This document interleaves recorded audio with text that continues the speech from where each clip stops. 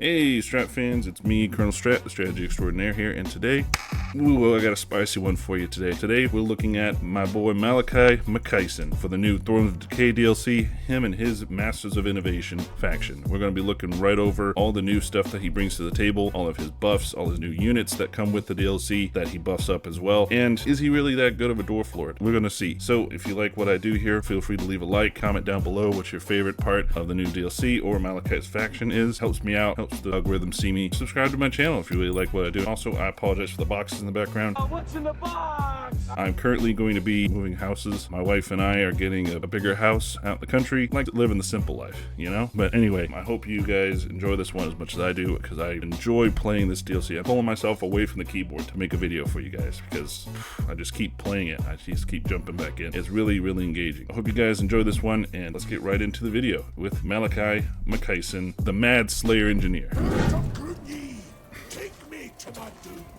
All right.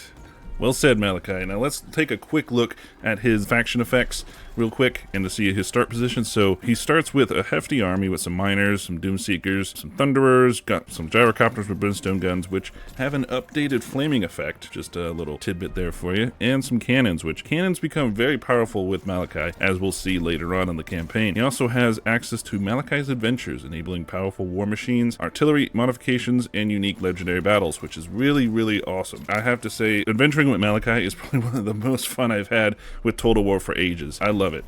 He does start campaign with control of Gotrek and Felix, which is a massive boon, because Gotrek and Felix have been redone in the newest update to really make them overpowered. He has upkeep minus 15% for his artillery and flying war machine units, which really blends into his playstyle, as well as recruit rank +3 for artillery and flying war machine units, which again builds into his playstyle, which pretty much means that all your artillery, like the goblin hewers, your cannons, and even your dreaded thunder barge, is going to be more experienced and more cost effective for you. His load effects, he starts access with the Spirit of Grugny airship buildings, which gives him like a pseudo horde effect. That's just for Malakai. He also has the ranged munitions, which gives them a magical imbuement and buffs their missile damage by 50% for both armor piercing and non-armor piercing. He also has missile strength plus 20% for his artillery and flying war machine units, which pretty much, if you get the gist, he buffs up his war machines an insane amount. He also buffs up his slayers in his skill tree, having a mixture of slayers and war machines, trickle in some Grudge thunderers, just a tad padding, you know, add a little bit of something, makes them even more powerful. Now, he starts up here in Krakadrak, smack dab in the middle of Northern Norska, Chaos Wastes, all that stuff, so he gets to fight a lot of big, scary demons first. His starting location is not that ideal for most dwarves, but I say for him, he can bring the big guns to really wipe out the enemies. Even the demonic ones, he can wipe out pretty well. So let's get started and show you his campaign. Age of the Engineers Guild. The Dawi have forged machines of war. Yeah, I'll let y'all see that, because it's a nice intro cutscene. Let's get started.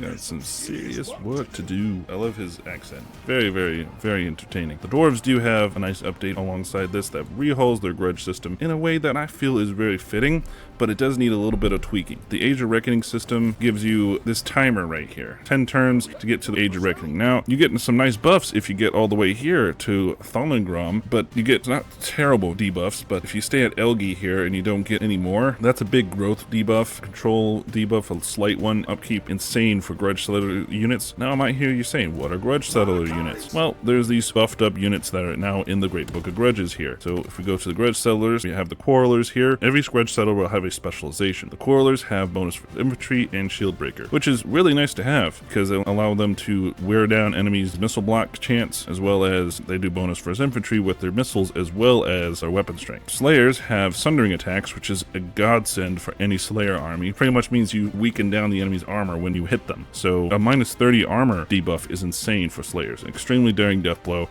which just gives them an upgraded death blow where they do more damage when they have less hit points. The Grudge Throwers, which are available in the tier Trom, they have the Shrapnel Projectiles, which pretty much the Shrapnel Projectiles do a whole lot of spread. It's like a spread effect. And then they also have Monstrous Impact, which reduces enemies' speed, which makes these pretty good. They're not as good as the cannons do for Malakai, but they're still pretty decent. The Longbeards with great weapons, they have the Guardian trait, which is really good for getting some physical resistance, and Expert Charge Defense, which means they negate any type of charge that comes towards them. When they're bracing, meaning they're standing still, they will negate any charged bonus, which is pretty good. Not overpowered per se, but pretty good. The Hammerers, they have Frostbite attacks, which reduces enemy speed, and Frenzy, which again, something that Hammerers kind of needed to make them a little bit more powerful. So these Hammerers for Grudge Settlers are pretty overpowered, I have to say. Not overpowered because of the Frenzy, but Frenzy, Frostbite attacks, and the fact that they're Hammerers. Hammerers are already a pretty good unit. You just buff them up some more with some Frenzy, meaning they'll have 10% more damage and charge bonus and melee attack. They're going to hurt pretty well. They are in the Gorm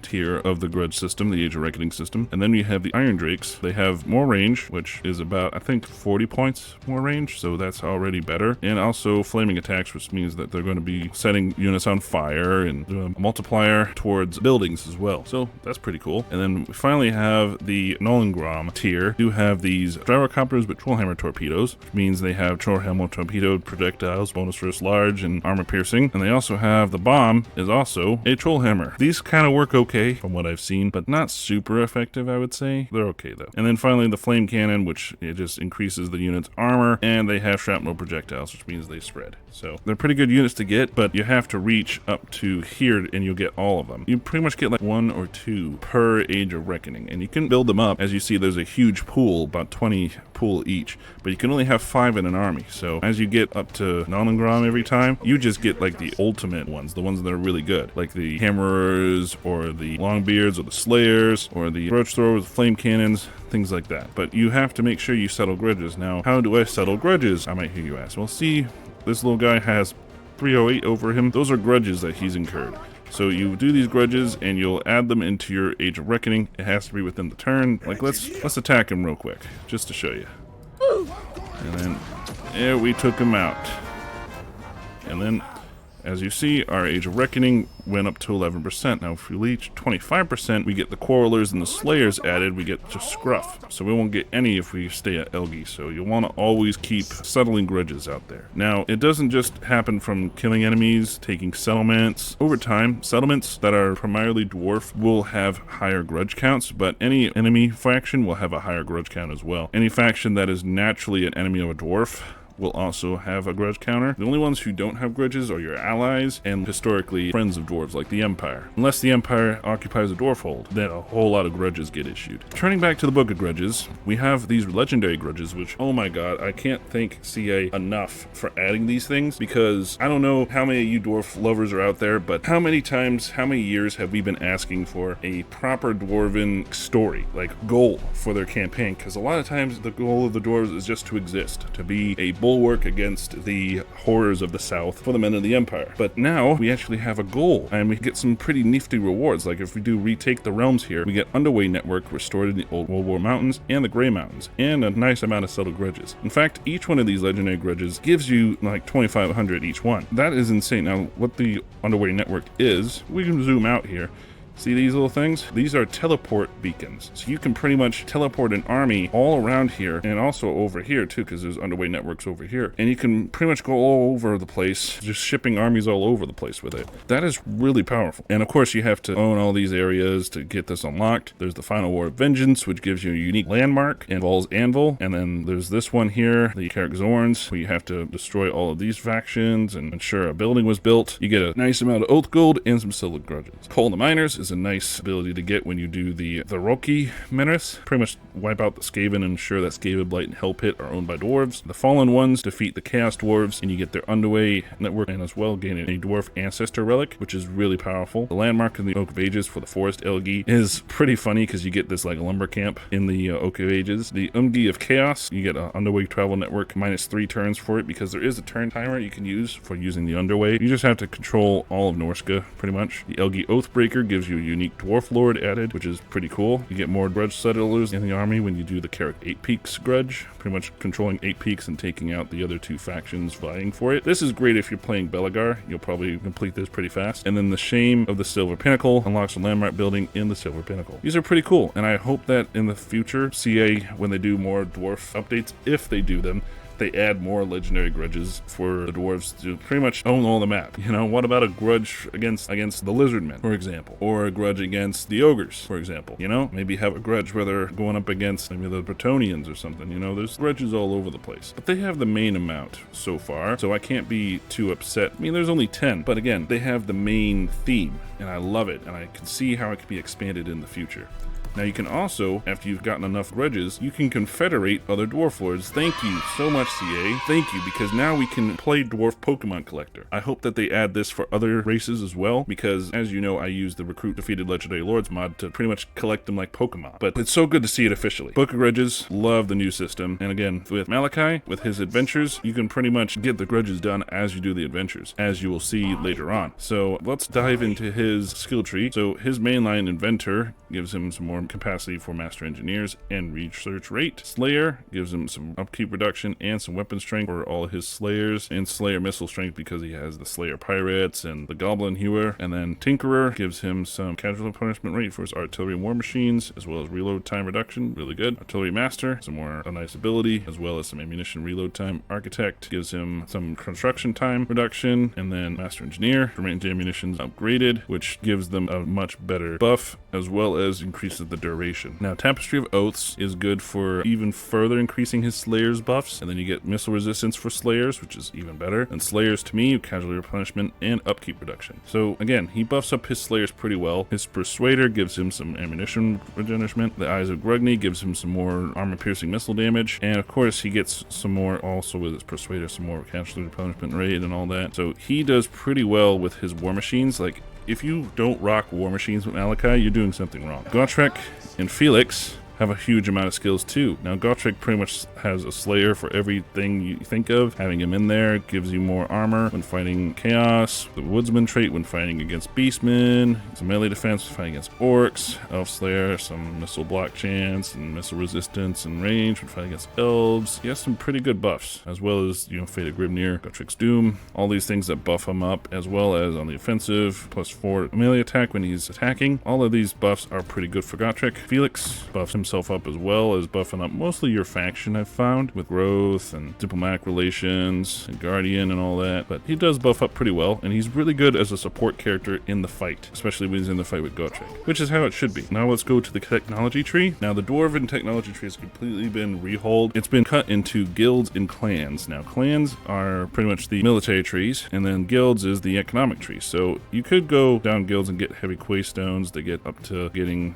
some huge construction time reductions, maybe some recruit rank, maybe some oath gold production, some more gold. You know, you could do that. But in clans, if you go up through gather the throngs and militia training, if you get called a clan, you get some melee defense. Yes, Iron Radius, you get some armor and some melee defense for these guys, but also interlocking shields unlocks shield wall. Finally, we have some formations. So now the dwarves have access to a shield wall formation. This is kind of making my tactic shield wall even more profound now as the dwarves, wouldn't you think? Now the dwarves, they can't run, so you can't make them run with this formation, but they have 100% mass, which means it's hard for enemies to charge through them. And then they also have +20 missile block chance, +10% missile resistance, which means even more, they're going to be just a tank. And this is only for the Longbeards and Dwarf Warriors. So your Slayers won't be able to do this. I might hear you ask, what about the Iron Breakers? Oh, well, if you just wait, look, Shield Wall of Gromril, which gives ballistic plating, which means clad in heavy plates designed specifically to protect against projectiles. This unit is capable of deflecting even direct cannon fire. What the hell? It is insane. So they get the same stuff, but this also is for hammerers too. So hammerers are able to do this too. And then they get encouraged for hammerers 7 and above. Of course, this has to be ranked 7 and above to get the Shield Wall of Gromril. So it's a little bit more hard to get with the other units as opposed to just having the regular shield wall, but it's still awesome that they have some actual formations. I'm loving it. Of course, you have all the other things like increased reload time reduction, heavy armor plating, some things like that. I usually will go with guilds first and go to heavy quaystones, and then after I get that, I'll go here and immediately go to interlocking shields, especially if I'm going to have more dwarf lords. Having that with my dwarf warriors is going to be a godsend against any missile heavy faction like elves. That just throws a whole curveball into the mix. Pretty much makes campaign even juicier to play. But now let's look at the airship panel. So basically, this is like every horde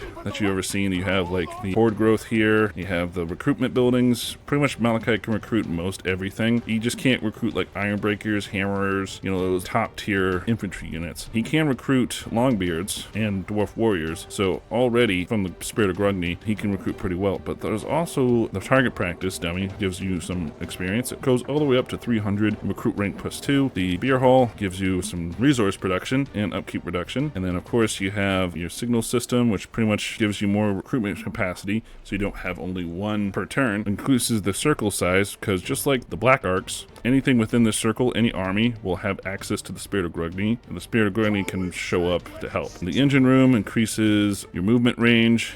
Also, you'll no longer disengage during battle if you get all the way up here to large propellers, meaning it'll stay in the whole battle. Thunderburner upgraded, increases your speed, and of course, the army abilities to Spirit of Grugni in the Sphere of Influence. So you have to get all the way up here to get that unlocked. But as long as you're in the army, you'll have the ability. And then Cargo Racks just increases the airship crew growth, reduces attrition casualties, increases casualty replenishment rate. And then, of course, you have the main thing here that unlocks a Demon Slayer. You unlock all your Slayer units just by leveling up the main frame. It's just like every other horde, every other pseudo horde, just like Nakai's. That's pretty much it for his basic campaign. I'm going to show you a glimpse of my Dwarven Lake campaign so I can show you Malakai's Adventures and all the wonderful things that has. Alright, and here we are at my campaign. Now, I've been kind of going ham, as you can see.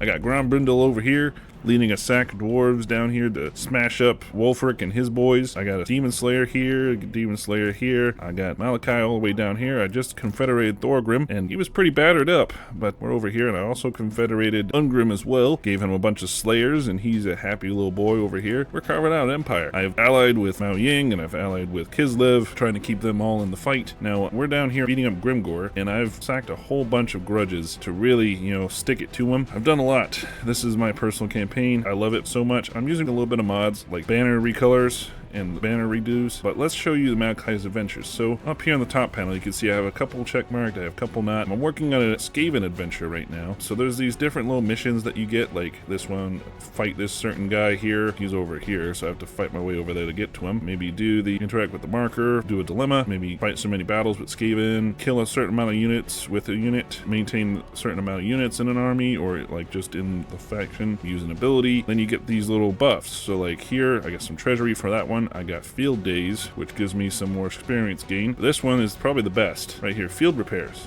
Emergency repairs for Thunder Barges, which pretty much they can use it once and they get a 10% heal per second for 2 seconds. That's 20% of your Thunder Barge's health heal. And it's only enabled when you hit 50%, so that's up 20%. That's insane. I've also fully upgraded the Spirit of Grugni, so it is fully upgraded now. But if you look at the Thunder Barges now, they have emergency repairs. That's insane. They also do a lot of missile strength and have a lot of ammunition because, again, they're leveled up pretty fast. You get these little buffs per adventure. You also have to do at least 4, for this one at least. It starts with 3 and then it goes up to 4 of these things completed before you can do the legendary battle.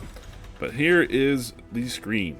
So your reward for getting the battle is you get flaming cannon ammunition for Thunder Barges. And you also get all these other rewards if you unlock them too. So far we have emergency repairs we'll get. You can get unit experience, missile resistance, which is really good for Thunder Barges. Flaming cannon ammunition, which is insane. Bonus versus infantry for Doomstakers, which is pretty good. I've also completed 4 others, and there's a grand total of 7 to do, so it gives you plenty of time to play. I completed Bloodletting and got my organ guns upgraded with Dig In. I've also got some armor-piercing missile damage for Malakai, some reload time, magical attacks for Malakai, as well as got my gyrocopter launch, and you get a special rune for this one. Sometimes you get a banner, sometimes you get, like for this one, you get a trophy, like an item. Goblin's Monstrosity buffed up my Goblin Hewers. Of course, I didn't get the Vanguard deployment one, but that's okay. The Dread Creek Destruction gives you glaive gun, emergency repairs for gyrocopters and gyro bombers. You also get your mission rewards, like 360-degree missile block chance for gyrocopter units. That's insane. Dragon's Bane gives you the grape shot ammunition for cannons, which is a big spread shot. You can do this one, buff up your gyro bombers. The forest, you buff up your flame cannons, which, is pretty good. They don't give that good of buffs to the flame cannons. The gyro bombers, they have fire bombs though, which is really good, especially against vampire enemies. But yeah,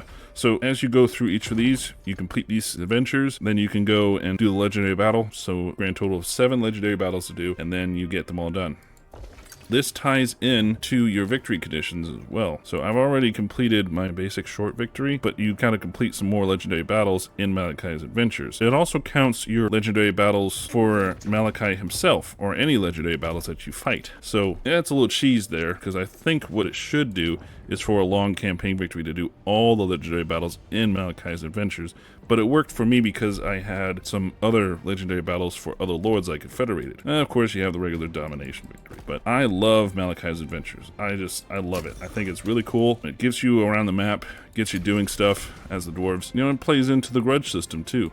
because I was able to complete, I'm getting close to completing one, and I completed this one as well, the Ogni of Chaos Grudge. But yeah, so now that we've seen the campaign effects of Malakai's faction, let's get into some army compositions. So for the first two, I'm just going to make them in the skirmish battles, because I want to show without any buffs what his army's capable of, and then the third one will be with all the buffs. So let's get right into it. I built an army of mostly dwarf warriors, slayers, a couple grudge settler units, because after a couple turns of doing some grudges, you might be able to get some. Garagrim I did add, though most likely it'll take some time until you almost reach tier 2 to get him, but it is possible to get him tier 1 if you really focus on his quest line. You start with Gotrek and Felix, of course, some Slayer Pirates, you know, because that's probably the first new unit you can get, as well as the Spirit of Grugni added into here, because you'll have that from the start. So here we go, up against Norska. Yeah, it's Norska this time.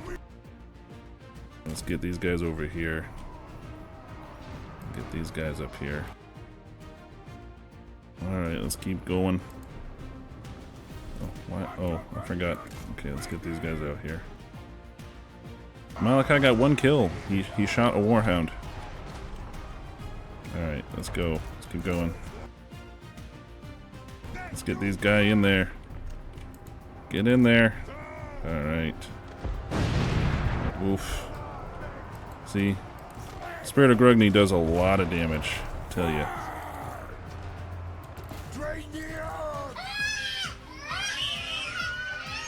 Nothing can stop us. I don't know if we can reach those guys, but it's alright. Let's start shooting. Come on. Yeah, let's keep going that way. Oh, well, they came into the Slayers, to the Slayer Pirates. Let's use our Cinder Bomb. Glorious. It's a pretty decent ability that he gets.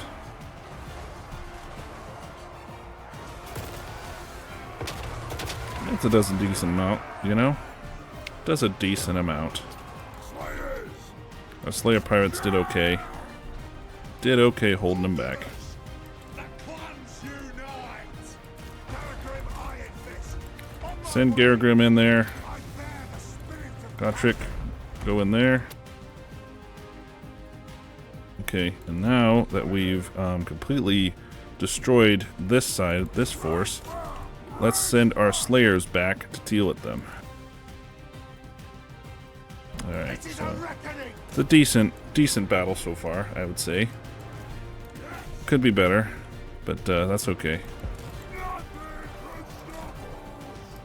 Let's get our Spirit of Grugni over here, deal with these guys, and then we'll actually launch a harpoon at Wulfric, but I think we have to get into the right line first. Fire, open fire. Well, not going to be able to hit him in time, but that's okay.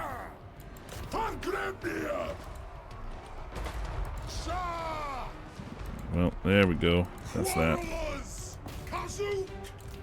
Well, having all these heroes really helps us out. Plus, Garagrim has the, you know, he is a Doomseeker, so he has his Hurricane of Death, which is insane to have. Let's see if we can show it off on these Marauders here.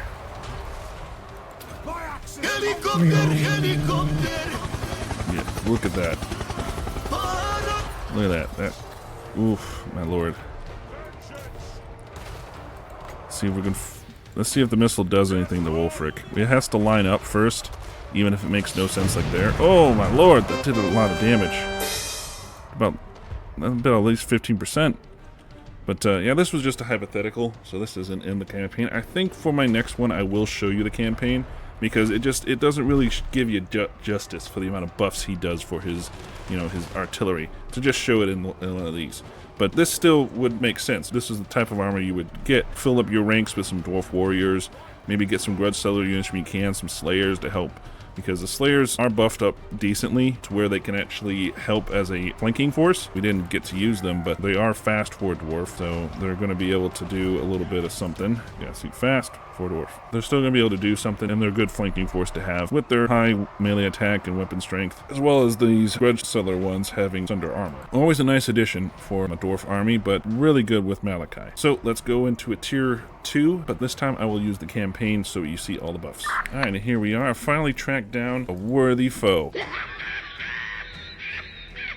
We have the Scabby Eye here. We're facing a generic army, not too bad, but for our army, we've got the Spirit of Grugny and the gyrocopters that can come in to help us. We have Garagrim, we have Kortrijk Felix, and we have Ulrika, which is really, really powerful. We've switched out our Dwarf Warriors for Longbeards. Now, we didn't really go for any Slayers, which you don't have to, but usually I'll wait until Tier 3 to get to Doomseekers because they're far better than regular Slayers, even better than Slayer Pirates too, so I don't really use them. But then we also have these wonderful Grudge Raker Thunderers. They are insane. They have, like, look, 108 missile strength. That is insane. This one only has 90 because it got some other things that make it cool. That's because it's the Grim Delvers, one of the Regiment of Renowns. We also have our cannons with Grape Shot. They're going to be really, really awesome to see. Now, we don't have Thunder Barges because those are all the way up at Tier 5, so they're going to be definitely a Tier 3 unit that you get. So let's go. I won't Lightning Strike because I want to face these guys, all of them in battle, just to make it a little bit more even because I didn't really find any real good armies to fight other than armies that had like 2 or 3 full stacks in it. So let's dive right into this. And here we are. So the tactic that I use is I'll keep my Grudge Rakers in front. In fact, I might even shield wall up, decrease the chance of any orcs coming through here.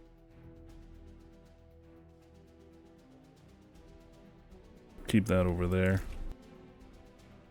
Yeah, they're kind of scared, so we're going to launch our gyrocopters. Take care of them, do a little bit of bombing. Do a little bombing run. Bomb these goblins. We'll take it more. There we go. And just use what ammunition you have, you know.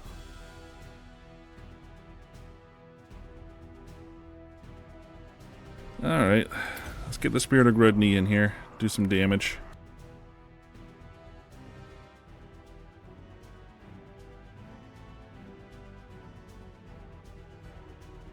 And they're suffering. The enemy are just getting pounded by our Thunder Barge. But we need to move in closer so we can get some kills ourselves. They're just waiting for the reinforcements. That's what's taking them so long. Oh, here they come. Ooh, there we go. Break them up. That's what I'm talking about. Ooh, my lord. Oh my lord, that is insane. But then, of course, they come through and all that happens. You gotta be careful with this Grape Shot, though, because it does do some damage to your own guys. So be careful with it. Oof. We did a lot, though. A lot of damage to these guys.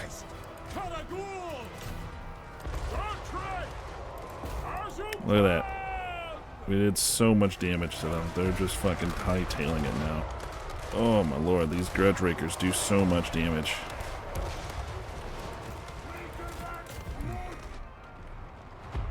Yep, they're gone. Oh my lord. Oh. Oh my god, look at that. Did y'all see that? Look at that. Oof. It's not even fair. Look at how quickly that goes down to the Grudge Raker fire. They also have this spear on here that can do a lot of damage. A lot of damage to enemies. Oh, we used all our goblin here. Oh my god. Oh my god. Gotrek, what are you doing? Get back. Our heroes are going ham. Oh my god. They're going ham, man. Look at that. That does so much damage against these trolls. These river trolls are just taking so much damage, man. Let's send the Goblin Hero Slayers out there to get some to slay. Get our Thunderers back up in the front. Get them back up in the front so they can shoot.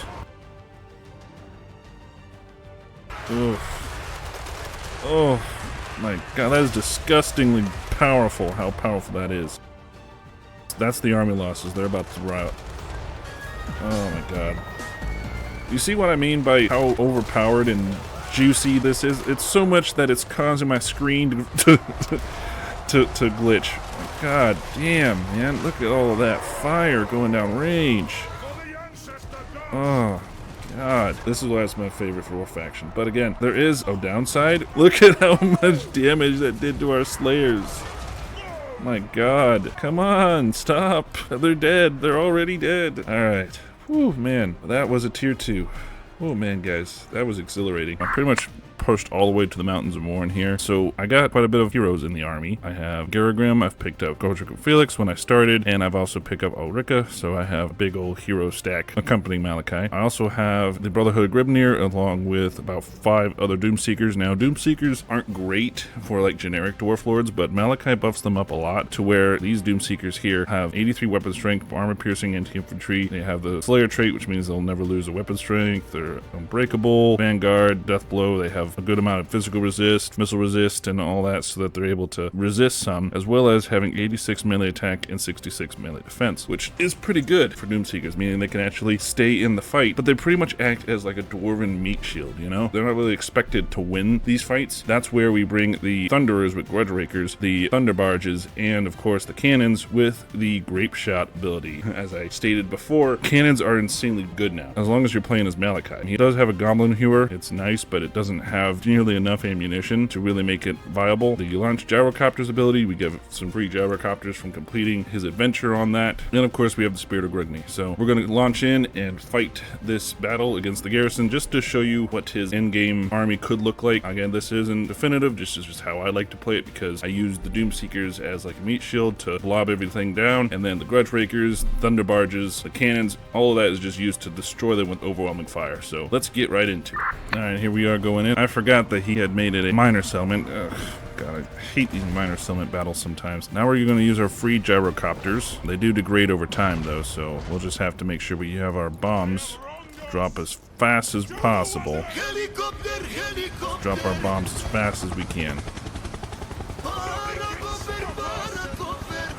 Alright, and release. Oh, release. There we go. And release. Alright.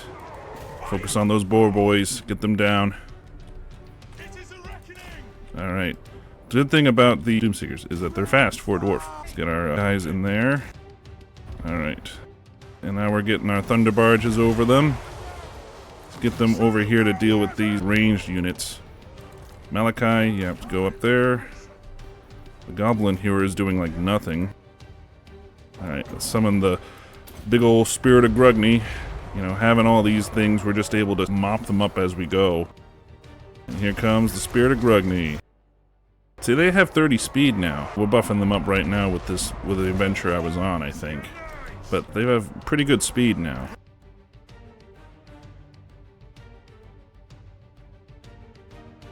Let's go. Let's go. Take care of them. The Spirit of Grugni is a lot bigger, too. Yeah, we're just able to stomp all over them. This was not a contest at all.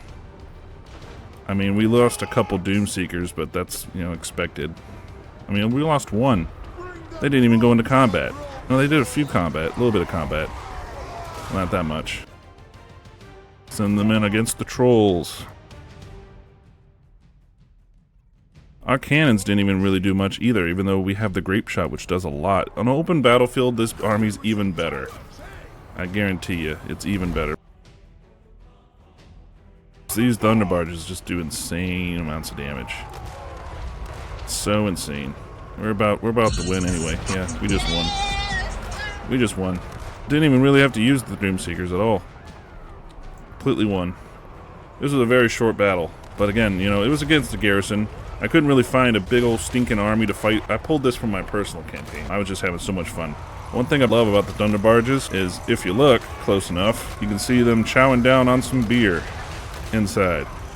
If you look close enough. I love that. That is the most dwarven thing ever. That's a tier 3. Again, this isn't definite, but you should have access to some Doomseekers. They have the Wards of Grimnir, which help gives them some ward save momentum. Awe-inspiring sight, I believe that's from the Spirit of Grugni. But yeah, Wards of Grimnir, the Whirlwind of Death, which is pretty good for dealing with armored targets. You just have to make sure they stay alive, because they only have 32 models. Like right now, this one right here, taking a lot of damage just sitting. I don't even know where he's at. Oh, he's over here. Probably taking damage from the Thunder Barges. So that was a tier 3. Not as good of a representation as it could be, but Thunder Barges, that's pretty much all you got to know. Thunder Barges, Cannons, Grudge Raker, Thunderers, insane. They are insane. Yeah, see those fucking Thunder Barges did 300, 400 kills. That is fucking insane. Day in the life of my boy Malakai Makaisson. Hope you guys enjoyed this guide. I haven't done a Warhammer 3 faction guide in a while, and I'm a little bit rusty on it, but I'm going to be doing all the ones for the DLC, and then I'm going to be coming back to it, hopefully completing it soon, so that I can put it on the back burner and explore some new titles for y'all, because I do love Warhammer 3, I love playing it, but I think we can all agree that after a while it starts to get a bit stale, huh? Anyway, hope you guys enjoyed this one as much as I did playing it, because the new Dwarven side of the DLC is insane. I would highly advise it. I'm not here telling you how to spend your money, but the Thunderbarge kind of speaks for itself, am I right? Anyway, if you're a Dowry lover, you'll love this DLC just like myself. That's all I can really say about it. But anyway, I hope you guys enjoyed this guide on the big red-haired Slayer engineer that is Malakai Makaisson. If you like what I do here, please leave a like down below. Comment what your favorite new unit of the DLC or favorite part of Malakai's campaign is. Leave that in the comment down below. I respond to them all. I always will, because I'm very interested in building a community here, despite YouTube's best efforts. Hope you guys have a wonderful rest of your day. Thanks for stopping by. As always, Strat fans, remember to keep it strategic. Colonel out.